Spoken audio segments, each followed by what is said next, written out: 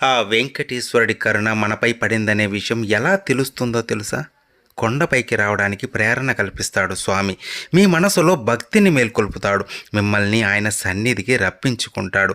ఆలోచన కలిగిందే ఆలస్యం చేయకండి, బయలుదేరండి కొండకి. బయలుదేరే ముందు స్వామి నీకోసం వస్తున్నాను, భారమంతా నీదే అని గట్టిగా అనుకోండి. మనసు నిండా ఆయన రూపాన్ని నింపుకొని బయలుదేరండి.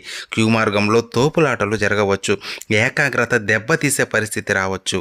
అది శ్రీనివాసుడి పరీక్ష కావచ్చు. సంయమనం పాటించండి. బంగారు వాకిల్లోకి అడుగుపెట్టిందే ఆలోచనలు శూన్యం చేసుకొని కనురెప్ప వేయకుండా శ్రీవారిని దర్శించుకోండి. ఆయన చేసే మాయ ఏంటంటే, దర్శనం అయిన వెంటనే మనకు ఆనందం కలుగుతుంది, కానీ ఆయన రూపం గుర్తుండదు, మర్చిపోతాం.